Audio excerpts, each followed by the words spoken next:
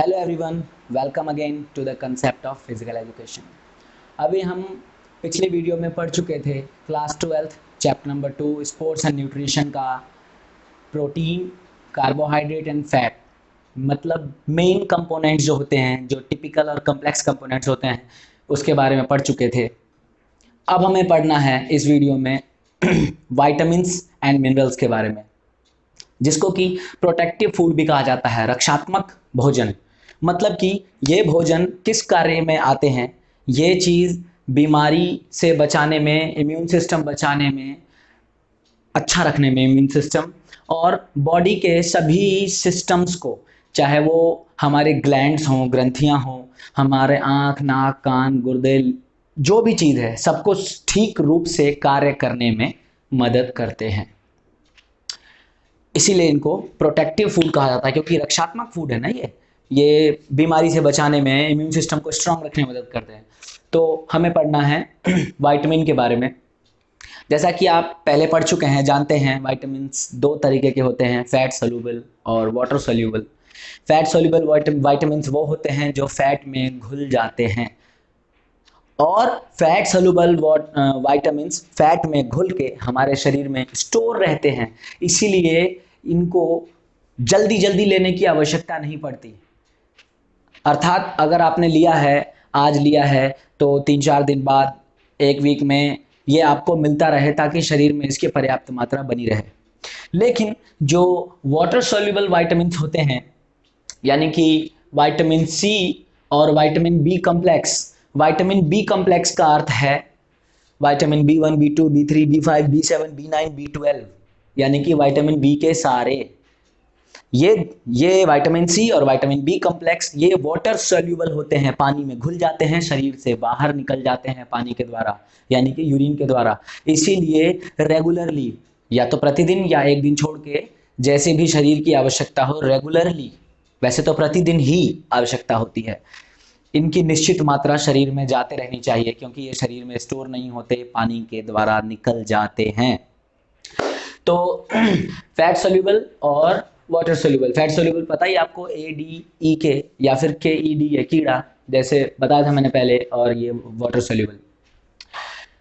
कुल 13 types of vitamin पढ़ने हैं आपको। Vitamin A, D, E, K, 4 तो ये हो गए, विटामिन सी 5वां ये हो गया, और बाकी के विटामिन बी कॉम्प्लेक्स के B1, B2, B3, B5, B6, B7, B9, B12, total 13 vitamin हो गए। ये 13 विटामिन हमें पढ़ने हैं, ये हमें ध्यान रखना है। पहला विटामिन ए, सबसे पहला खोजा गया विटामिन बताते हैं इसे, विटामिन ए को। विटामिन ए, अभी हम सभी विटामिन्स के नाम, कॉमन नाम, जिस नाम से हम जानते हैं, दूसरा उनके रासायनिक नाम, तीसरा उनके स्रोत, कहाँ से वो हमें प्राप्त हो सकते हैं, किस भोजन से कैसे प्राप्त हो सकते हैं, तीसरा उनके कार्य, कि वो हमारे शरीर में क्या कार्य करते हैं, और चौथा उनकी कमी से होने वाली बीमारियां, परेशानियां, इसके बारे में पढ़ना है। विटामिन ए यानी कि रेटिनॉल इसका रासायनिक नाम है। इसका जो निर्माण होता है, ये कैरोटीन पिगमेंट, कैरोटीन, क्रेटीन अलग, कैरोटीन अलग, कैरोटीन पिगमेंट, क्रेटिनिन, ये सब अलग होते हैं। सिर्फ कैरोटीन ध्यान रखना है, कैरोटीन पिगमेंट। कैरट, कैरट आपने खाया ना, कैरट, गाजर, कहते हैं ना गाजर में बहुत विटामिन ए होता है, तो उसी से संबंधित कर लो, इसे उसी से रिलेट कर लो याद रखने के लिए। कैरोटीन पिगमेंट, पिगमेंट का मतलब होता है रंग, तो कैरोटीन पिगमेंट से विटामिन ए का निर्माण होता है, वो भी लीवर में, जानवरों के लीवर में, हमारे लीवर में, जानवरों के लीवर में। इसीलिए इसका एक मुख्य स्रोत लीवर भी होता है जानवर का। जैसे कोई अगर मीट खाता है, बकरा या भैंसा या जो भी हो, तो उसके लीवर में पर्याप्त मात्रा में विटामिन ए होता है। या फिर अगर हम कोई सब्जी वगैरह खाते हैं, जैसे गाजर हो गया या चुकंदर हो गया, जो भी हम विटामिन ए के सोर्स खाएंगे, गाजर, मछली का तेल, ये एनिमल छोड़ के वेजिटेबल की बात कर रहा हूँ, जैसे गाजर, टमाटर, केला, आम, पपीता, अनानास, ये सब चीजें जब शरीर में जाएंगी, तो लीवर इनमें मौजूद कैरोटीन पिगमेंट को इस्तेमाल करेगा और बदल के विटामिन ए बना देगा। ठीक है ना। तो इसके स्रोत आप देख ही रहे हैं, गाजर, मछली का तेल, लीवर महत्वपूर्ण स्रोत, टमाटर, केला, आम, पपीता, अनानास, अंडे का पीला भाग। ये जो अंडे का बीच का पीला भाग होता है, मैंने आपको एक बात ध्यान रखनी है कि कुछ भोजन कंप्लीट भोजन कहे जाते हैं। मीन्स आप इतनी वैरायटीज ऑफ भोजन नहीं खोज सकते। तो कुछ भोजन, एक तो अंडा, एगिटेरियन लोगों के लिए जो सिर्फ अंडा खाते हैं, मीट नहीं खाते। दूसरा दूध, वेजिटेरियन लोगों के लिए अंडा, दूध, और वेजिटेरियन लोगों के लिए सोयाबीन भी है। पर सोयाबीन के कुछ अपने ही डिमेरिट्स हैं, कुछ अपने नुकसान हैं। कई स्रोत ये कहते हैं कि मेल में फीमेल हार्मोन का निर्माण सामान्य रूप से थोड़ा तेज होने लगता है अधिक मात्रा में सोयाबीन का सेवन करने से। तो अगर हम सोयाबीन को छोड़ के चलें तो दूध शाकाहारियों के लिए और अंडा एगिटेरियंस के लिए एक कंप्लीट स्रोत है, क्योंकि अंडे के अंदर सारे वाइटामिन मिल जाएंगे आपको। देखो, प्रोटीन भी मिल जाएगा, फैट भी मिल जाएगा, कार्बोहाइड्रेट भी मिल जाएगा, और बाकी जितने भी वाइटामिन मिनरल्स होते हैं ना ट्रेस एलिमेंट्स में, या तो थोड़ी मात्रा में हो या ज़्यादा मात्रा में हो, पर मिल जाएगा आपको। तो अंडे का पीला भाग फैट के लिए ज़्यादा बदनाम होता है, अंदर वाला भाग, लेकिन उसमें सारे महत्वपूर्ण वाइटामिन होते हैं। तो इसीलिए अगर कोई खाता है तो 1, 2 या 3 अंडे खाता है तो उसके भीतर वाला भाग वो खाए, ज़रूर खाए, क्योंकि जो कोलेस्ट्रॉल मौजूद है उसे वो मेहनत करके तोड़े, शरीर से खर्च करे, और बाकी जो मिनरल्स वगैरह है उसका शरीर इस्तेमाल करे। तो देखो, इसकी कमी, इसका कार्य, ये बॉडी ग्रोथ में मदद करता है और आंख स्वस्थ रखने में मदद करता है। विटामिन ए, कहते हैं विटामिन ए की जितनी प्रचुर मात्रा शरीर में जाएगी उतनी ही अच्छी आपके आंखों की रोशनी होगी। और दांतों के अच्छे विकास में विटामिन ए की अगर कमी रहेगी ना, दांतों के विकास में तो खैर बहुत सारे विटामिन मदद करते हैं, जैसे विटामिन बी के भी कई रूप हैं, विटामिन सी भी है। तो एक तरह से मान लो कि ये विटामिन ए, विटामिन सी और विटामिन बी के कुछ भाग अभी आप आगे पढ़ेंगे, उनकी कमी अगर हो जाए तो दांत विकृत हो जाते हैं, एक के पीछे एक 2 दांत निकल जाएंगे, दांतों के बीच में गैप ज़्यादा हो जाएगा, भद्दे से हो जाएंगे, देखने में अच्छा नहीं लगेगा। क्योंकि दांत अच्छी स्माइल का एक पर्याय होते हैं, तो दांत होने चाहिए ना बढ़िया। फिर इसकी कमी से होने वाली बीमारियां, रतौंधी, जिसको बोलते हैं कि रात में कम दिखाई देने लगता है, रतौंधी, गुर्दे की पथरी, रतौंधी को हम नाइट ब्लाइंडनेस यानी कि रात में कम दिखाई देने वाला, या फिर ज़ेरोफ्थैल्मिया भी कहते हैं, कई बार एक नंबर में आ जाता है कि ये विटामिन ए की कमी से इनमें से कौन सी बीमारी होती है। 4 ऑप्शन मिलेंगे आपको, ज़ेरोफ्थैल्मिया दिया होगा तो उस पर टिक करना पड़ेगा। तो किडनी स्टोन्स बन जाते हैं विटामिन ए की कमी से, ध्यान रखना है। दूसरा vitamin D, vitamin D total 10 vitamin का ग्रुप होता है, 10 विटामिन का। तो हमें 10 के बारे में तो नहीं जानना, लेकिन कम से कम इन 2 के बारे में जान लेना है, D2 और D3। Vitamin D2 Ergo calciferol और D3 कोलियो कैल्सीफेरॉल। जब एक बच्चे का जन्म होता है ना, तो पहले ही दिन से डॉक्टर उसको कहता है, उसकी माँ को या पिता को कहेगा कि विटामिन D3 का सप्लीमेंट इसे देना शुरू कर दो, यानी कि विटामिन D3 की सिरप आती है, उस पर लिखा होगा कोलियो कैल्सीफेरॉल, क्योंकि हड्डियों के विकास के लिए अत्यंत आवश्यक होता है। तो विटामिन D3 का सप्लीमेंट्स प्रतिदिन से देने लगते हैं उसे, हड्डियों का विकास अच्छा होता है, दांत जल्दी उगेंगे, हड्डियां जल्दी स्ट्रांग होंगी, ग्रोथ अच्छी रहेगी। और शरीर में एक्टिव फॉर्म में, मतलब सबसे ज़्यादा सक्रिय रूप में जो विटामिन डी का रूप होता है वो होता है कैल्सिट्रॉल, जो किडनी से पैदा होता है। देखो, स्रोत आप सभी जानते हैं, दूध, घी, दही, लीवर, मछली का तेल, अंडे का पीला भाग, और सूर्य की रोशनी से इसका निर्माण होता है। आप सब कुछ खाइए, लेकिन अगर आप सूर्य की रोशनी में नहीं जाते हैं तो विटामिन डी आपके लिए व्यर्थ हो जाता है। मतलब वो अच्छे तरीके से विटामिन डी पर्याप्त मात्रा में शरीर में निर्माण नहीं हो पाता, और सूर्य की रोशनी में अगर जाते हैं तो ये सभी खाई चीज़ काम करती हैं। और जब विटामिन डी शरीर में पर्याप्त मात्रा में होगा, तभी ही आपके शरीर में खाया गया कैल्शियम कार्य करेगा, और आपकी हड्डियां मजबूत करना, हड्डियों की ग्रोथ करना, इन सब चीज़ों पर कार्य करेगा विटामिन डी। देखो, कार्य हड्डियों का निर्माण, इसकी कमी से रिकेट्स, किताबों में लिखा होता है हिंदी में इसकी बीमारी सुखंडी, ये हड्डियां विकृत हो जाती हैं, आपके हाथ ऐसे हो जाएंगे, जिसको रिकेट्स होता है छोटी उम्र में ही हो जाता है, हाथ ऐसे हो जाएंगे, पैर ऐसे हो जाएंगे, मतलब बो लेग्स, झुकी हुई टांग हो जाती है धनुष जैसी, ज़्यादा ही कमज़ोर हो जाएगा इंसान। यहाँ पर हड्डी उठ जाती है छाती पर, या तो उठ जाएगी या धंस जाएगी, कई सारी हड्डियों की कई सारी बीमारियां हो जाती हैं, हड्डियां ज़रूरत से ज़्यादा कमज़ोर हो जाती हैं विटामिन डी की कमी से। महिलाओं में 35 की उम्र के बाद विटामिन डी का फॉर्मेशन बहुत कम हो जाता है, इसीलिए उनकी हड्डियां कमज़ोर होने लगती हैं 30-35 की उम्र के बाद। पुरुष के मुकाबले ज़्यादा कमज़ोर तो पुरुष की भी होने लगती हैं, पर पुरुष के मुकाबले ज़्यादा कमज़ोर होने लगती है महिलाओं में तेज़ी से। फिर अगला है विटामिन ई। विटामिन ई को एंटी स्टेरिलिटी विटामिन भी कहते हैं। एंटी स्टेरिलिटी, स्टेरिलिटी का मतलब होता है खेत के लिए कहें तो उर्वरता, और इंसान के लिए कहें तो, इंसान या जानवर के लिए कहें तो प्रजनन क्षमता। तो जिसकी प्रजनन क्षमता अच्छी है उसमें विटामिन ई की मात्रा भरपूर है, ये आप मान के चलते हैं। मतलब विटामिन ई, इसका नाम अल्फा टोकोफेरॉल, मिलता किससे है? दूध, दही, मछली, मांस, अंडा, बादाम आदि ड्राई फ्रूट्स से। और काम क्या है? बालों को अच्छा रखना है, बालों को, स्किन को अच्छा रखना, सुंदर बनाए रखना, और प्रजनन क्षमता को ठीक रखना। पुरुषों की प्रजनन क्षमता भी और महिलाओं की प्रजनन क्षमता भी। अगर विटामिन ई की कमी हो जाती है तो ऑटोमेटिक पुरुषों में नपुंसकता और महिलाओं में बांझपन आ जाता है। और अगर एक स्त्री गर्भवती है और उस दौरान उसमें विटामिन ई की अत्यधिक कमी हो जाए तो गर्भपात भी संभव है।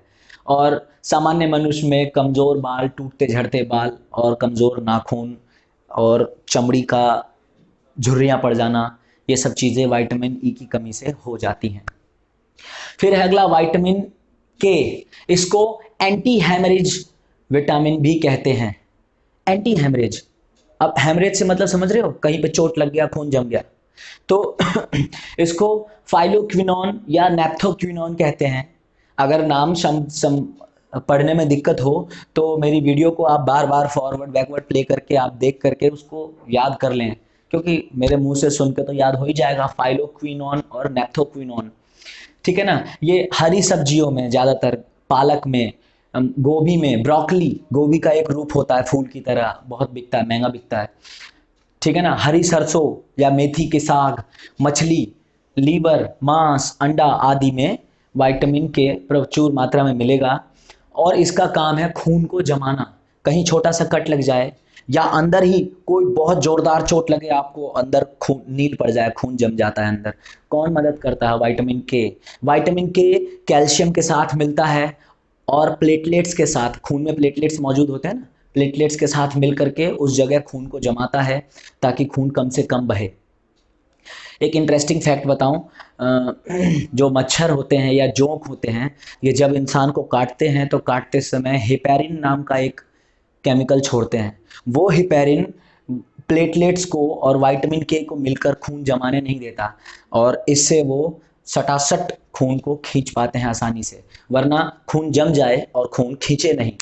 तो विटामिन के का काम है खून को जमाना, इसीलिए इसको बोलते हैं एंटी हेमरेज।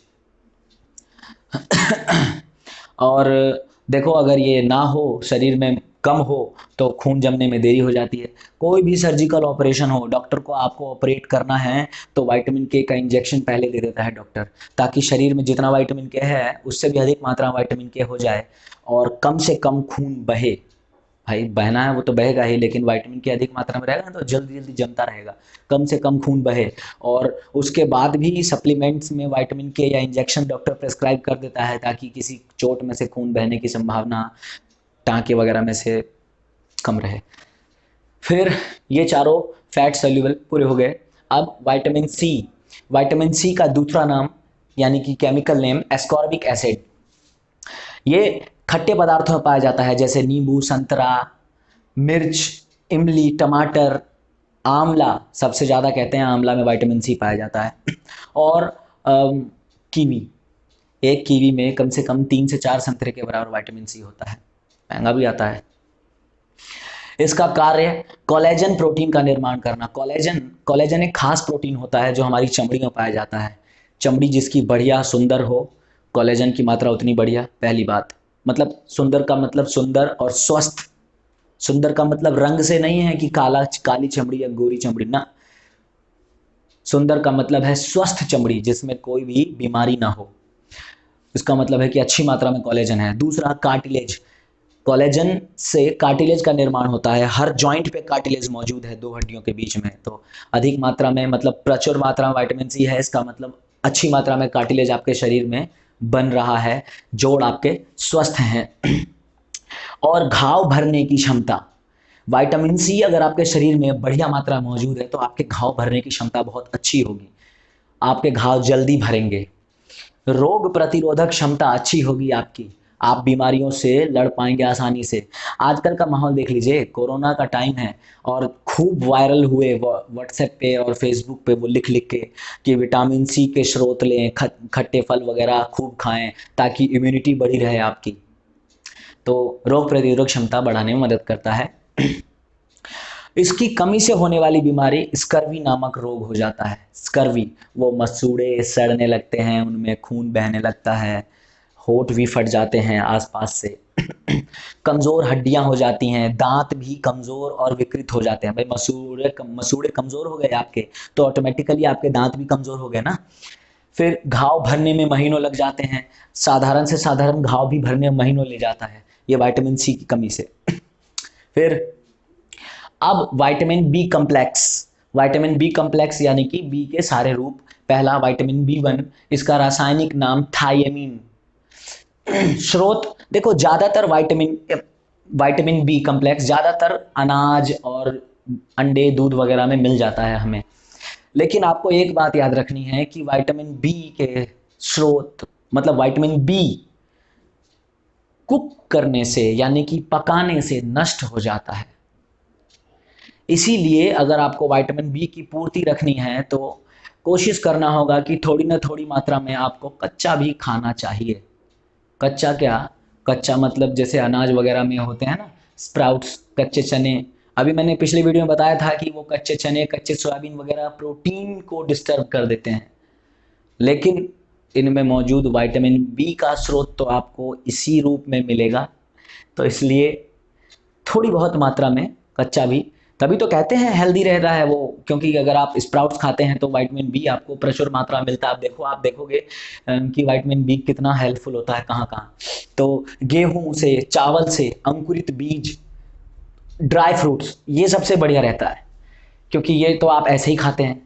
तो बाकी कुछ खाए ना खाएं, बाकी किसी से लॉस हो या प्रॉफिट हो, ड्राई फ्रूट्स तो आपको मिल जाएगा और आप खाएंगे और विटामिन बी की पूर्ति रहेगी, क्योंकि ड्राई फ्रूट्स ज़्यादातर में मिलेगा आपको।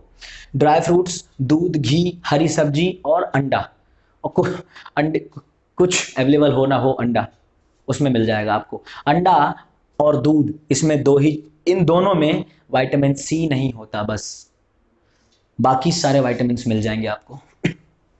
कार्य, बॉडी के मेटाबॉलिज्म को कंट्रोल करता है। मेटाबॉलिज्म का मतलब होता है शरीर द्वारा ऊर्जा को खर्च करने की क्षमता। अब मैं आपको उदाहरण देके समझा देता हूं। मेटाबॉलिज्म, एक इंसान का मेटाबॉलिज्म, पुरुष का, इंसान में पुरुष का मेटाबॉलिज्म ज़्यादा होता है। ज़्यादा का मतलब वो ऊर्जा ज़्यादा खर्च करते हैं। जो दुबले पतले से सूखे से लोग होंगे ना, देखते ही समझ जाना कि इसका मेटाबॉलिज्म ज़्यादा है, ये ऊर्जा को ज़्यादा खर्च करता है, बैठे बैठे इतनी ऊर्जा नष्ट कर देता है कि इसका शरीर जमा ही नहीं कर पाता, और ये पतला है। जो मोटा मिलेगा आपको, मोटे मोटे लोग होंगे, इसका मतलब है उनका मेटाबॉलिज्म क्या है, स्लो। स्लो मेटाबॉलिज्म का मतलब होता है कि वो ऊर्जा को कम खर्च करते हैं, उनकी बॉडी में स्टोर रहता है। महिलाओं का मेटाबॉलिज्म स्लो होता है, और महिलाओं में भी मोटी महिलाओं का मेटाबॉलिज्म और ज़्यादा स्लो है, क्योंकि वो और ज़्यादा इकट्ठा कर रही है। एक्चुअली में कुदरत की देन है कि महिलाओं का मेटाबॉलिज्म स्लो रहता है, क्योंकि ऊर्जा को उन्हें बचाने की ज़रूरत रहती है, चाहे वो मेंस्ट्रुएशन के पीरियड में हो या फिर प्रेगनेंसी के पीरियड में हो, उनको ऊर्जा बचाने की ज़रूरत रहती है, इसलिए उनका मेटाबॉलिज्म नॉर्मली भी स्लो रहता है। जिसका ज़्यादा स्लो हो जाता है वो मोटी हो जाती है। पुरुषों में भी जिसका ज़्यादा स्लो हो गया वो मोटा हो जाएगा। गर्मी के समय में मेटाबॉलिज्म अपने आप बढ़ जाता है, इसीलिए गर्मियों में ज़्यादा लोग मोटे नहीं होते हैं। सर्दियों में मेटाबॉलिज्म आपका घट जाएगा, तो सर्दियों में, सर्दी का महीना वेट गेन करने के लिए अच्छा होता है, पर सर्दी का महीना वेट तोड़ने के लिए भी अच्छा होता है, क्योंकि जैसे ही आप सर्दी में थोड़े से हल्के फुल्के कपड़ों में वॉकिंग के लिए या जॉगिंग के लिए निकलेंगे, बाहर से हीट बॉडी में जाएगी, तो उस हीट से बचाने के लिए आपके शरीर का फैट टूटेगा और आपको गर्मी देगा, तो फैट भी जल्दी टूट जाता है। तो अगर आप ठंडी के महीने में अपने आप को ठंड से बचा लेते हैं तो आप मोटे हो जाएंगे, और अगर आप अपने आप को ठंड में झोंकते हैं तो आप पतले हो जाएंगे। थोड़ा कम्प्लेक्स है, ध्यान से समझना होता है किसी चीज़ को करने के लिए। फिर विटामिन B2, इसको विटामिन जी भी कह दिया जाता है कहीं कहीं। इसका साइंटिफिक नेम यानी कि केमिकल नेम जो कह लो आप, राइबोफ्लेविन है। गाय के दूध से, लीवर से, अंडा, पनीर, गेहूं, बादाम, बादाम का मतलब बादाम लिखा है मतलब इसमें सारे ड्राई फ्रूट्स आ जाते हैं, मिर्च, सोयाबीन, पपीता, इन चीज़ों से मिल जाता है। कार्य, ये भी आपकी अच्छी स्किन, अच्छा पाचन तंत्र, अच्छा मेटाबॉलिज्म रखने में और शरीर के सामान्य विकास में मदद करता है। मेटाबॉलिज्म में बहुत इंपॉर्टेंट है विटामिन बी, देखना ज़्यादा जगहों पे आएगा मेटाबॉलिज्म। अच्छा ये रह गया विटामिन B1 से होने वाली बीमारी, बेरी बेरी, जो दिल की धड़कन जिसमें कम हो जाती है, सामान्य से कम। एक सामान्य व्यक्ति की दिल की धड़कन 70-72 होती है, और एक बढ़िया खिलाड़ी की दिल की धड़कन 50-55, 40 तक भी चली जाती, 45 तक भी चली जाती है।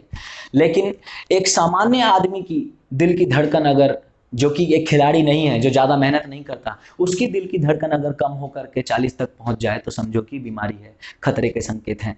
तो ऑटोमेटिकली कम हो जाता है, विटामिन B1 की कमी से बेरी बेरी हो जाता है, याददाश्त कमज़ोर हो जाती है, लकवा होने की संभावना है अगर ज़्यादा विटामिन बी, देखो ज़्यादा विटामिन B1 कम हो गया तो ब्रेन पे असर पड़ेगा, और ब्रेन पे असर पड़ा तो कहीं ना कहीं कोई टिश्यू या कोई नस डैमेज हो गई तो लकवा होने की संभावना रहती है। और अंडर डेवलप्ड बॉडी, शरीर का पूर्ण रूप से विकास भी नहीं हो पाता।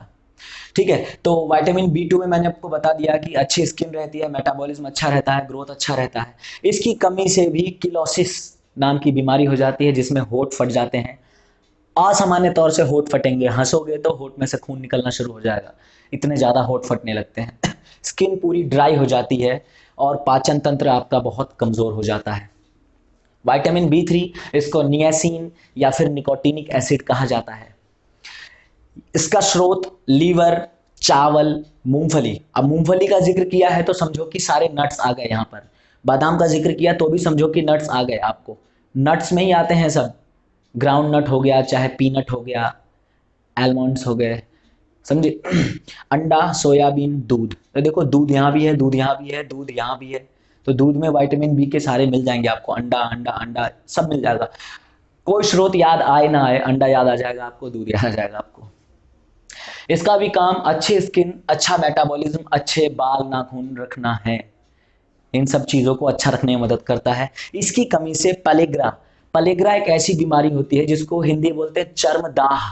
चमड़ी, आपकी चमड़ी ऐसी लगेगी जल गई है, जैसे कहीं पर सूखा पड़ता है तो धरती में दरार पड़ जाती है, पूरी धरती में फट फट के, ऐसे ही आपकी चमड़ी, जिसको भी पेलेग्रा हो जाएगा उसको पूरी चमड़ी उसकी फट फट के दरार पड़ जाएगी, बेकार हो के गिरने लगा। ऐसे हाथ करोगे तो इतनी सारी चमड़ी उतर के नीचे आ जाएगी, वो पेलेग्रा की वजह से होता है। चमड़ी नष्ट हो जाती है, शरीर कमज़ोर हो जाता है, नर्वस सिस्टम कमज़ोर हो जाता है, हमारी तंत्रिका तंत्र कमज़ोर हो जाएगी, सोचने समझने की क्षमता कमज़ोर हो जाएगी।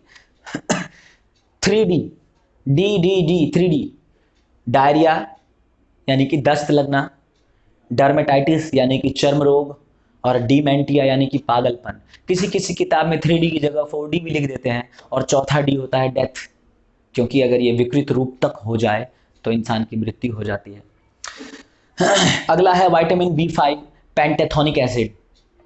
पेंटेथोनिक एसिड, इसका स्रोत वही दूध, अंडा, मीट, मशरूम, बीन्स, दाल, नट्स। ये एड्रिनल ग्रंथि के ठीक से कार्य करने में मदद करता है।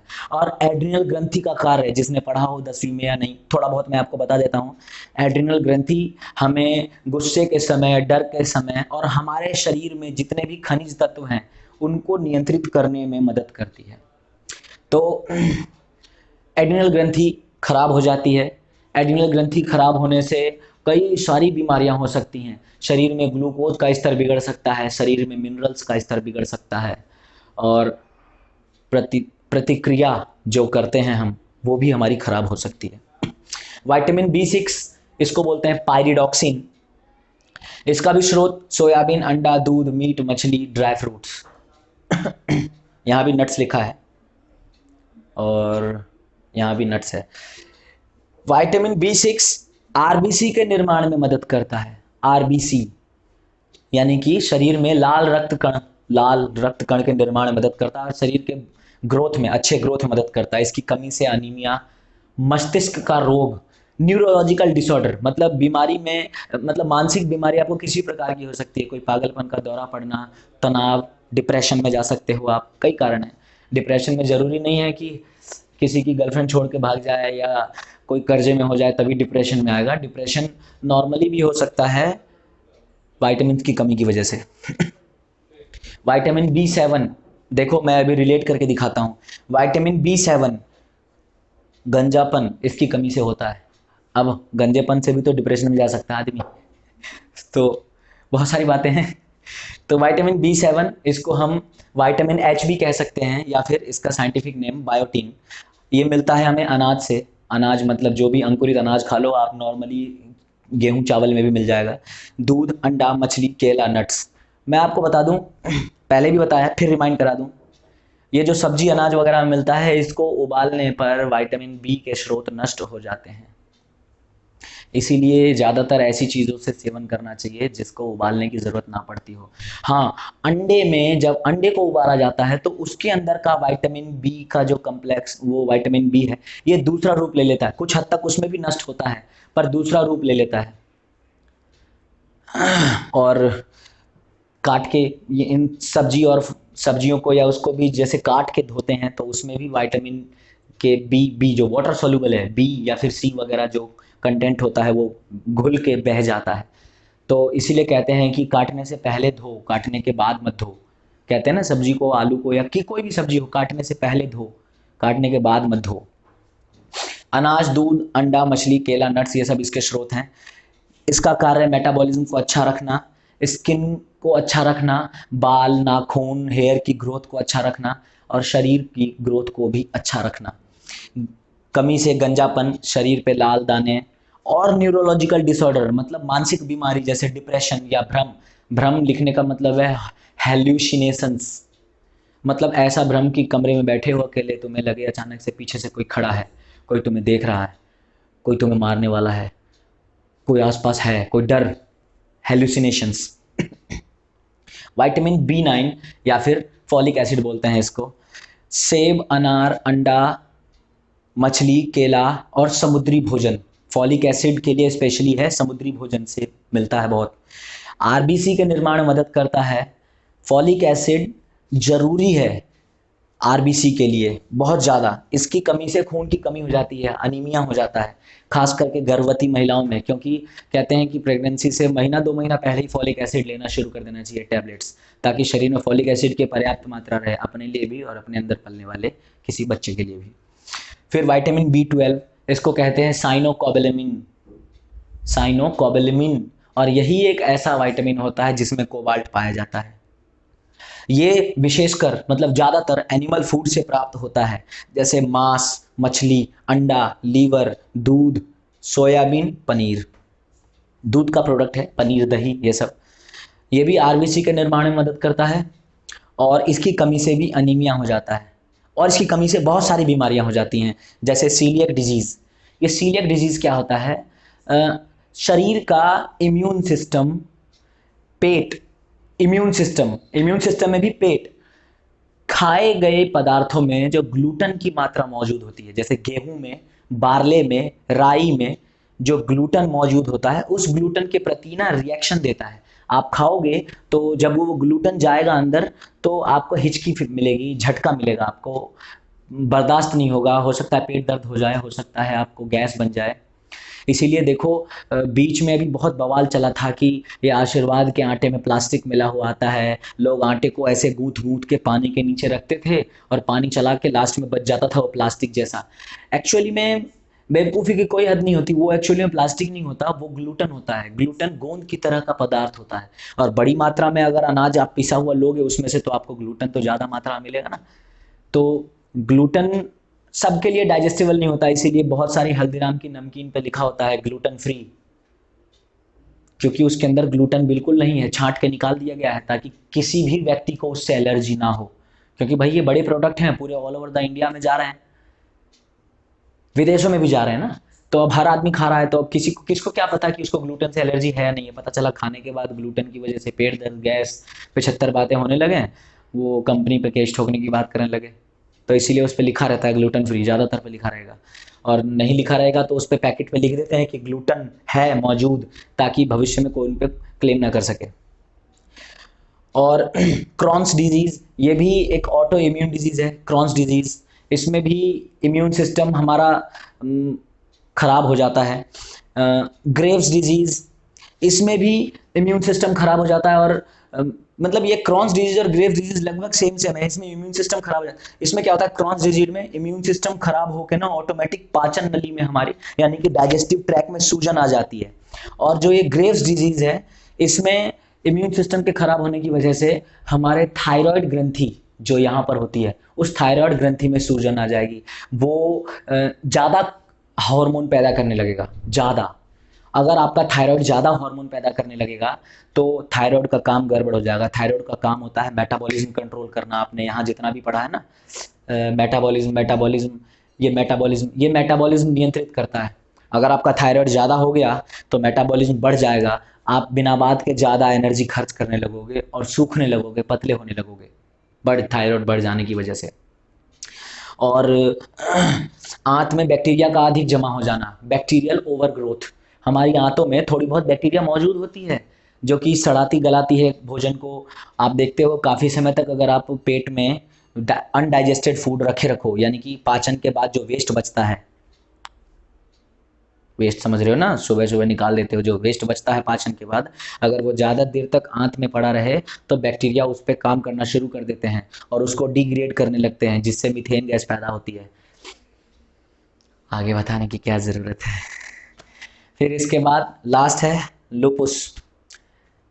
ये भी एक ऑटो इम्यून डिजीज़ है। ये बड़ी बेकार बीमारी है क्योंकि इसमें इम्यून सिस्टम पागल हो जाता है और वो शरीर के विभिन्न अंगों पे किसी भी अंग को टारगेट कर देगा। हो सकता है आपके जोड़ों को टारगेट करके आपके जॉइंट्स खा जाए, मतलब नष्ट कर दे। अपना ही इम्यून सिस्टम अपने आप को ही बीमार कर दे रहा है। हो सकता है किडनी पे टारगेट कर दे, किडनी को डिस्ट्रॉय कर दे, लीवर को टारगेट करके लीवर डिस्ट्रॉय कर दे, ब्लड को टारगेट करे, आरबीसी को मारने लगे। तो ऑटो इम्यून डिजीज़ तो बहुत बढ़िया, मतलब बड़ा टॉपिक है, काफ़ी डिटेल जान सकते हो उसकी आप, पर आपके लिए ज़रूरी नहीं है। तो ये सारा आपने पढ़ लिया, टोटल 13 के 13 वाइटामिन के बारे में, इसकी सारी डिटेल। उम्मीद करता हूँ कि आपको ये समझ में आ गया होगा, याद करने में आसानी होगी। टाइम लगा के लिखा इसे मैंने और थोड़ा अलग अलग कलर से, ताकि देखने में समझ में आए आपको। जुड़े रहिए मेरे साथ, सीखते रहिए। और मैं नेक्स्ट वीडियो में मिनरल्स के बारे में बताता हूँ और फिर एक और नेक्स्ट वीडियो में चैप्टर का बाकी सारा पोर्शन लगा के ख़त्म करूँगा। आप इसका स्क्रीनशॉट ले लीजिए।